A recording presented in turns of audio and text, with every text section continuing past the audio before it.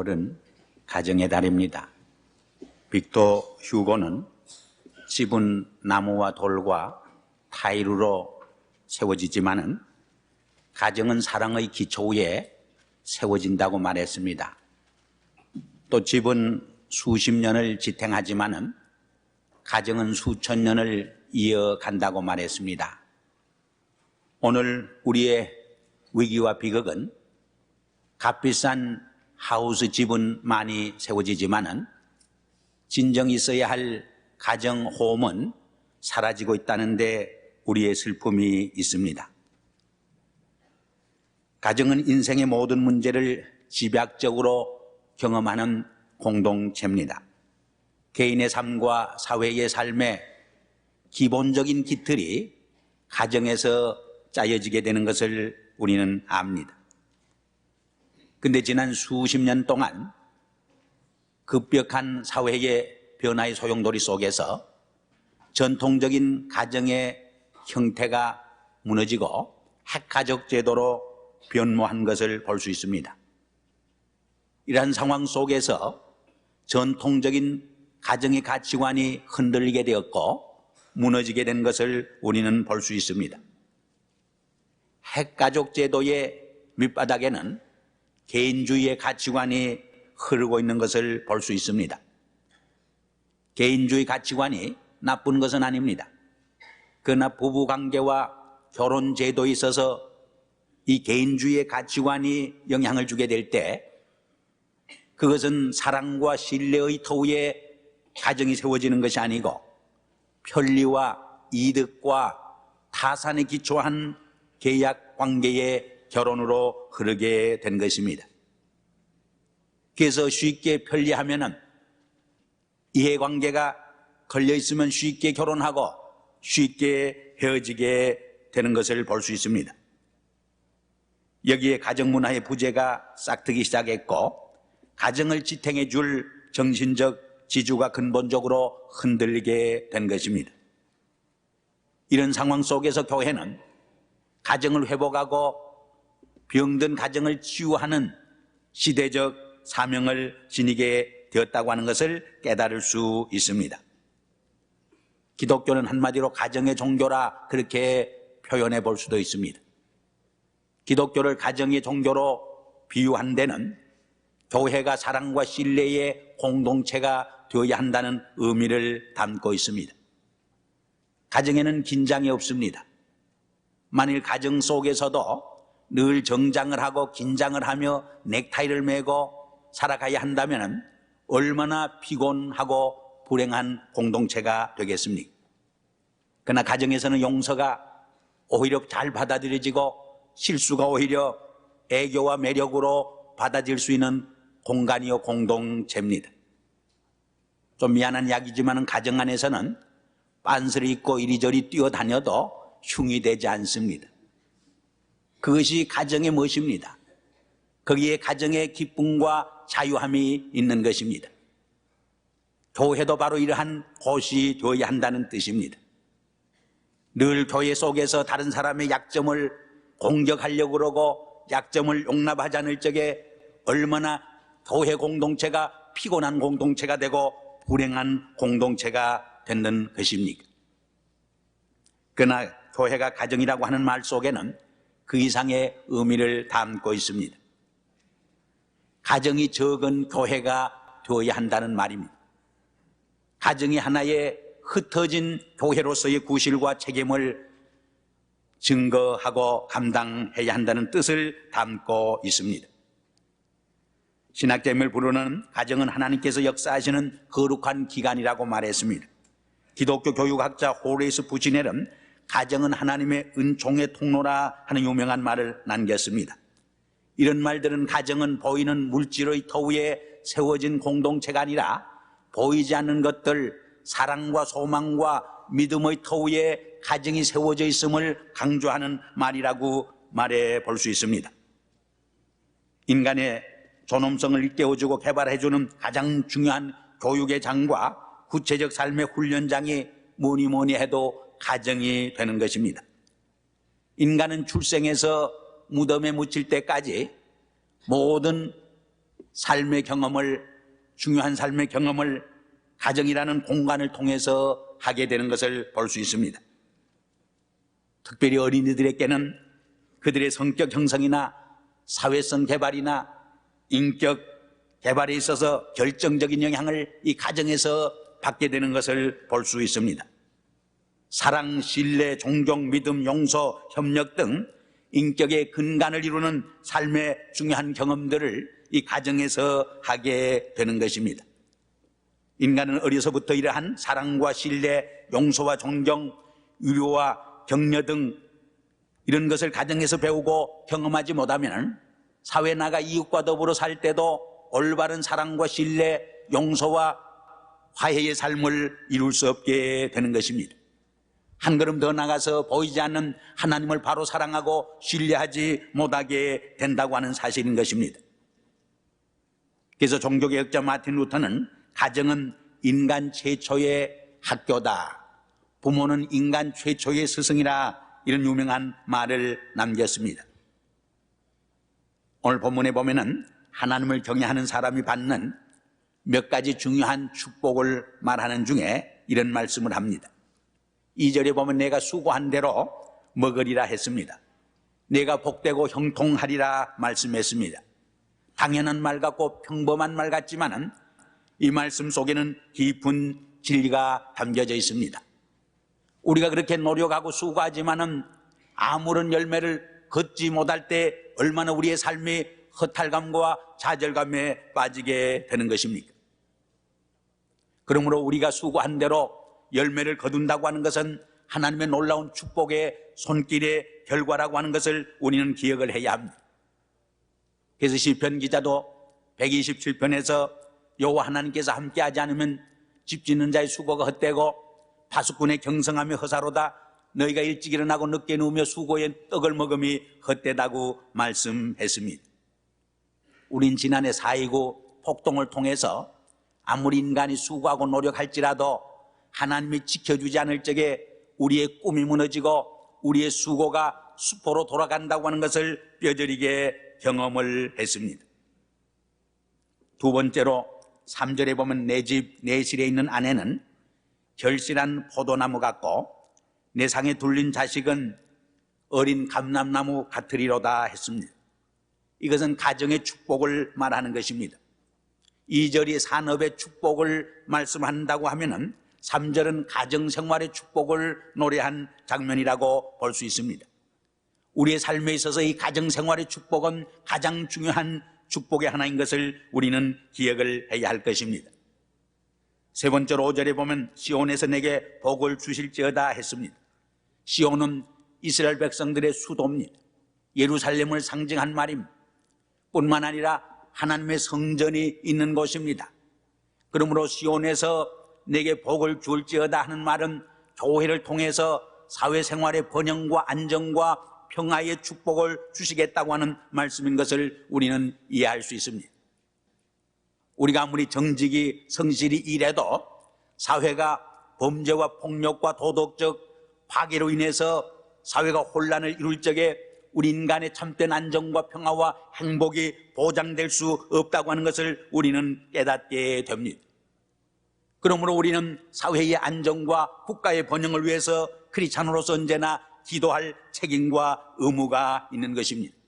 그리고 진정한 사회의 평화와 정의의 실현은 하나님의 축복 속에서 말씀의 터 위에서 가능하다고 하는 것을 여기에서 우리는 배울 수 있게 됩니다.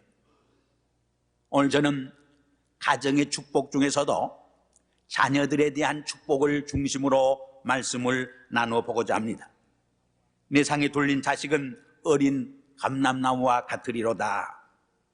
우리의 자녀들을 감람나무로 비유하고 상징해 준 의미가 무엇입니까? 첫째로 감람나무는 대단히 유용한 나무입니다. 나무는 제목으로 사용됩니다. 열매는 음식으로 먹게 됩니다. 씨앗은 기름을 짜서 여러 가지 유용한 기름으로 사용되는 것을 볼 수 있습니다. 이처럼 감람나무는 대단히 유익한 유용한 나무입니다. 두 번째로 감람나무는 대단히 견고하고 든든한 나무가 되는 것입니다. 세 번째로 이 감람나무는 존귀와 번영과 평화와 구원을 상징해 줍니다. 우리가 창세기에 보면은 노아 홍수 때 물이 다 줄어들었는가, 노아가 시험하기 위해서 제일 먼저 까마귀를 날려보내고 두 번째로 비둘기를 날려보냅니다. 비둘기가 앉을 곳을 찾지 못해서 되돌아옵니다.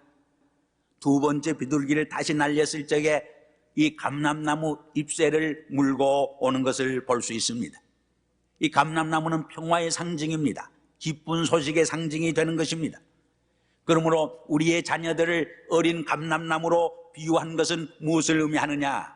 우리의 자녀들이 유용한 인물들로, 그리고 미래를 우리가 맡길 만한 든든한 견고한 인재들로 성장하고 한 걸음 더 나가서 이 사회의 구원과 평화를 불러일으킬 수 있는 존귀한 인물로 성장해 갈 것을 축복하는 말씀인 것을 우리는 알 수 있습니다. 그렇다고 하면 우리 가정과 우리 교회와 우리 사회에 준 우리의 자녀들과 이 세대를 이렇게 감람나무들처럼 정말 유용하고 한 걸음 더 나가 우리의 미래를 정말 책임지고 짊어지고 나갈 견고한 인재들로 우리가 길러내고 한 걸음 더 나가서 이 사회의 평화와 구원을 불러일으킬 수 있는 존귀한 인물들로 성장시킬 수 있는 비결이 무엇입니까? 영국의 교육시천가 닐 박사는 문제 부모는 있지만은 문제 아동은 없다 하는 유명한 말을 남겼습니다. 무슨 말입니까? 문제 아동 배후에는 그 문제 아동이 되게 한 부모의 잘못된 부모상이 깃들이고 있다고 하는 것을 알 수 있다고 하는 말인 것입니다. 그것이 무엇입니까? 영국의 유명한 교육가, 종교교육가 부시넬은 5가지로 지적을 했습니다. 그 첫째가 거룩한 채 하는 삶이라. 이 거룩한 채 하는 삶은 경건의 모양은 있지만은 경건의 능은 없는 삶을 말합니다. 이중적인 삶을 말합니다. 이중적인 인격을 말합니다. 위선적인 삶을 말합니다. 우리가 교회 생활과 신앙 생활을 할 적에 진정 경건한 생활을 하지 못하고 경건한 모양만 채만 하게 될 적에 이것처럼 자녀 교육에 있어서 악영향을 미치는 것이 없다고 하는 것을 그는 지적을 했습니다. 두 번째로는 부모의 완고성입니다. 세 번째는 부모의 광신주의라고 말했습니다. 네 번째는 부모가 교회를 비판하고 다른 성도들이나 교역자를 부정적으로 보고 비판할 적에 그것이 대단히 악영향을 미치게 된다 그랬어요. 두 번째는 사랑으로 싸매어주는 치유교육입니다. 어른들 세계만 고민거리가 있는 게 아닙니다. 아이들 세계도 심각한 삶의 고민거리가 있습니다. 어떤 의미에서는 어린아이들이 어른 세계로부터 더 많은 상처를 받기 쉬운 것입니다. 그러므로 그들의 고민을 함께 나누고 그들의 상처를 함께 싸매어주는 이 치유교육이 그들에게 있어서 절대로 필요하다는 것을 우리는 기억을 해야 합니다. 이 치유교육은 책망보다는 질책보다는 위로하고 격려하고 칭찬해주는 교육을 의미합니다. 그래서 한 사람의 중요성을 인식시켜주고 그들에게 셀프 컨피던스를 심어주는 교육을 의미한다고 볼 수 있습니다. 특별히 어린아이들에게 있어서 하루에 3번 이상 부모가 허깅해주는, 끌어안아주는 일은 많은 좋은 음식을 주는 것보다 더 중요하다, 더 효과적이다 하는 말을 우리는 듣습니다. 왜냐하면 우리의 삶의 많은 병을, 상처를 사랑처럼 치유해주는 좋은 효과적인 약이 없기 때문입니다. 지난 화요일과 수요일 날 양일간 교육 프로그램이 있어서 우리 젊은 영어 세대 교육자들이 전부 참석을 했습니다. 갔다 와서 보고하는 이야기를 제가 들었습니다마는 오늘 미국에는 3세대가 함께 살아가고 있습니다. 하나는 트루만 제너레이션입니다. 이분들은 1925년에서 해방되기까지 1945년도까지 출생한 사람들. 두 번째는 베이비 부모 세대입니다. 이것은 해방 후 1965년도까지 케네디 대통령이 죽을 무렵까지 산 사람들입니다. 세 번째는 버스터라고 하는 거저 두드려 부시고 시끄럽게 구우는 그런 세대입니다. 이것은 1965년 이후의 세대입니다. 이 트루만 제너레이션은 상당히 책임적입니다. 보수적입니다. 기독교적 가치관을 가지고 있습니다. 그러나 베이비 부모들은 상당히 트루만 제너레이션과 다릅니다. 그래도 이 베이비 부모 시대는 적어도 한 부모로부터 사랑을 받으면서 가정에서 자랐습니다. 그러나 요새 자라는 버스터들은 부모들이 다 바빠서 방 안에서 홀로 외롭게 텔레비나 보고 냉장고나 열면서 성장합니다. 대부분 또 부모들의 가정이 브로큰되어 있습니다. 그러므로 제대로 부모의 사랑과 손길을 받지 못하면서 성장하기 때문에 많은 상처를 입고 있다는 것입니다. 그래서 이유 없는 반항을 합니다. 소리를 꽥꽥 지릅니다. 이상하게 몸을 비틀면서 노래를 부르는 모습을 볼 수 있습니다. 그러기에 그들에겐 더 많은 사랑의 치유가 필요하다는 것을 우리는 기억을 해야 합니다. 이것은 미국 사람들의 경우뿐만 아니라 한국 사회와 오늘 이민 사회에서 자라나는 우리의 젊은 자녀들도 똑같은 상황 속에 있음을 우리는 명심해야 할 줄 압니다. 세 번째는 놀이를 통한 교육입니다. 놀이는 어린이의 본능적 욕구입니다. 동시에 놀이는 인간의 즐거운 행동의 표현이요 하나님께서 주신 가장 귀한 선물입니다. 부모와 자녀가 함께 놀 때처럼 좋은 대화와 배움과 교육의 기회가 없는 것입니다. 우리의 자녀들이 일생을 통해서 잊을 수 없는 가장 중요한 메모리가 기억이 어느 때냐? 부모와 함께 신나게 놀던 때입니다. 이때 마음문이 활짝 열립니다. 우리의 마음문이 활짝 열릴 적에 참된 대화와 배움의 기회가 효과적으로 일어날 수 있습니다. 많은 자녀들이 좌절감에 이런 호소를 합니다. 부모와 진정 대화를 하기를 원했지만 많은 어머니들이 아버지들이 공부했느냐 왜 공부하지 않느냐 하는 말 때문에 대화가 한마디로 단절되고 만다는 것입니다. 많은 부모들도 좌절감에 그런 말을 합니다. 자녀들과 대화를 나누고 원했지만은 결국 화음소리를 치게 되고 결국 싸움으로 다툼으로 끝장난다 그런 말을 하게 됩니다. 왜 그렇게 됩니까? 너무 문제를 심각하게 진지하게 다루려고 하기 때문에 다툼으로 싸움으로 끝장나고 맙니다. 진정한 대화가 이루어지지 못합니다. 그러므로 오히려 게임을 통해서나 놀이를 통해서나 장난을 통해서나 여행을 통해서 놀이를 통해서 마음문이 활짝 열렸을 적에 대화를 나누고 가르쳐주고 할 적에 좋은 대화가 이루어질 수 있게 되는 것을 우리는 배우게 됩니다. 사람은 놀 적에 셀프 디펜시브가 없어져요. 마음의 문을 열쇠를 잠갔다가 풀어놓죠. 웃을 적에 마음문이 열리게 됩니다. 마음문의 열쇠를 풀어놓게 됩니다. 그때 서로 대화하고 이야기를 나눌 적에 좋은 대화가 이루어질 수 있다는 것을 우리는 기억을 해야 할 것입니다. 네 번째로는 훈계를 통한 교육입니다. 디스플린이라고 말합니다. 3살 때 버릇이 8까지 간다 그런 말이 있어요. 성질나는 것 방치해두면 커서도 심한 행동을 계속하게 됩니다. 그러므로 어려서 고쳐줘야 합니다. 큰 나무를 굽었다고 고치려고 하면 부러지게 됩니다. 어린 시절에 그 가지를 고쳐줘야 곧게 성장할 수 있게 되는 것입니다. 자녀 탈선의 대부분이 부모의 잘못된 사랑 때문입니다. 맹목적인 사랑 때문입니다. 사랑의 방법이 잘못되었기 때문에 오히려 탈선하고 왜곡되는 것을 우리는 수없이 보게 됩니다. 잠언 13장 23절에 4절에 보면은 초다를 참아 못하는 자는 그 자식을 미워함이라 했습니다. 자식을 사랑하는 자는 근실이 징계하느니라 했습니다. 히브리서에도 보면은 채찍이 없으면 사생자라고 했습니다. 진정 사랑하는 부모는 자식을 징계하고 채찍질을 할 수 있다고 말했습니다. 우리가 구약에 보면 엘리 선지에게는 2 자녀가 있는데 홈리와 비니하스였습니다.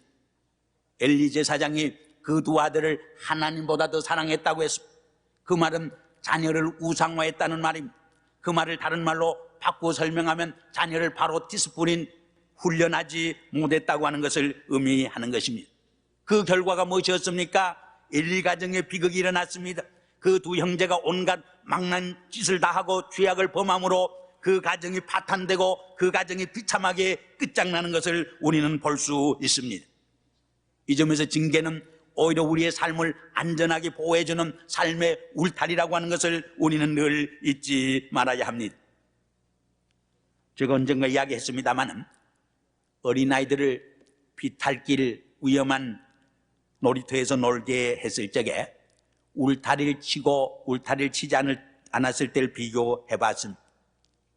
울타리를 치지 않았을 적에 안정감이 부족했기 때문에 두려움과 공포 속에서 자유롭게 놀질 못했습니다. 그러나 울타리를 쳐줬을 적에 오히려 안정감이 있어서 많은껏 자유롭게 놀이하고 만끽하는 것을 볼 수 있었습니다. 부모나 스승의 적절한 디스플린은 우리 자녀들의 삶에 울타리를 쳐주는 것과 같기 때문에 오히려 그들이 정서적으로 구김살 없이 깨끗하게 아름답게 정말 좋은 성숙한 크리스찬의 인격자로 성장해 갈 수 있는 하나의 길잡이가 되는 것을 우리는 명심해야 할 것입니다. 네 번째로 성경 말씀을 통한 교육입니다. 한 인격을 변화시키고 우리의 삶을 새롭게 하는 것은 우리 인간의 지식이나 사상이나 철학으로 불가능합니다. 오직 하나님의 말씀으로 복음으로 십자가의 도로 부활의 사건을 통한 그 체험을 통해서 한 인격이 변화되고 새로워질 수 있고 한 공동체가 변화되는 기적이 일어나는 것을 우리는 볼 수 있습니다. 그러므로 우리의 자녀들에게 하나님의 말씀을 가르쳐주고 하나님의 말씀을 사랑할 수 있게 하는 것은 우리가 자녀에게 줄 수 있는 최상의 유산이요 선물인 것을 우리는 잊지 말아야 할 것입니다. 그래서 구약에 보면 히브리 사람들은 자녀들에게 신명기 6장에 기록된 말씀대로 이 하나님의 말씀을 그들에게 기억하게 하고 암송하게 하고 마음에 되새기게 하는 것을 가장 중요한 부모의 사명과 책임으로 생각을 했습니다. 이러한 그들의 성서 교육이 있었기 때문에 지난 2000년 동안 나라 없는 민족으로 디아스폴라 백성으로 유리방황했지만은 멸족당하지 아니하고 오히려 세계 도처에서 부와 리더십을 형성할 수 있는 민족이 되었던 것을 우리는 기억하지 않을 수 없습니다. 하나님의 말씀을 사랑하고 묵상하고 그 말씀대로 살도록 이끌어주는 자녀는 결코 탈선하지 않습니다. 그릇된 길로 죄악의 길로 빠져들지 않습니다. 오히려 그의 생들을 통해서 아브라함처럼 모세처럼 요셉처럼 빛나는 위대한 삶의 모본을 볼 수 있게 된다는 것을 우리는 기억을 해야 할 것입니다. 마지막으로 그 중에 한 것은 가족 공동체 생활을 통한 교육입니다. 이 가족 공동체 생활을 위해서 가장 중요한 것이 가정예배입니다. 이 가정예배처럼 하나님을 통해 하는 신앙 훈련과 또 다른 사람과 더불어 함께 살아가는 공동체 훈련과 그리고 기도하고 성경 말씀을 읽고 자기의 그 느낌과 의견을 발표함으로 리더십을 키워주는 좋은 훈련이 없다고 볼 수 있습니다. 이 점에서 5월달 맞이해서 우리의 자녀들 교육과 또 우리의 가정생활을 통해서 하나님께서 약속해 주신 놀라운 가정의 축복이 우리의 가정 속에 임하는 놀라운 은총이 깃들기를 간절히 바라서 이 말씀을 잠깐 묵상했습니다. 기도하시겠습니다. 아버지 하나님, 감사와 찬송과 영광을 돌립니다. 5월달은 가정의 달인데 특별히 우리 가정에 주신 자녀들을 인하여 감사와 찬송과 영광을 돌립니다. 우리 교회와 사회에 맡겨준 많은 우리의 2세대를 우리들이 바로 교육하고 양육해야 할 책임이 있는데 저들을 정말 유용하고 든든하고 우리의 미래를 맡길 만한 정말 이 사회에 평화와 번영을 가져올 수 있는 존귀한 인재들로 양육하기 위해서 우리의 부모의 책임을 다 감당하게 해주시고 우리 교회에 맡겨준 귀한 사명을 감당할 수 있도록 성령으로 채찍질 해주시고 성령으로 도와주시고 성령으로 축복하여 주시옵소서. 그리하여 우리 자녀들 속에서 2세들 속에서 미국 사회를 이끌어가는 훌륭한 지도자들이 많은 실업가들이 많은 정치인들이 많은 종교 신앙 지도자들이 배출되어서 미국 사회를 새롭게 할 뿐만 아니라 온 세계를 새롭게 할 수 있는 놀라운 역사가 우리의 공동체 속에 일어나게 도와주시옵소서. 예수님의 이름으로 감사하며 기도드리옵나이다. 아멘.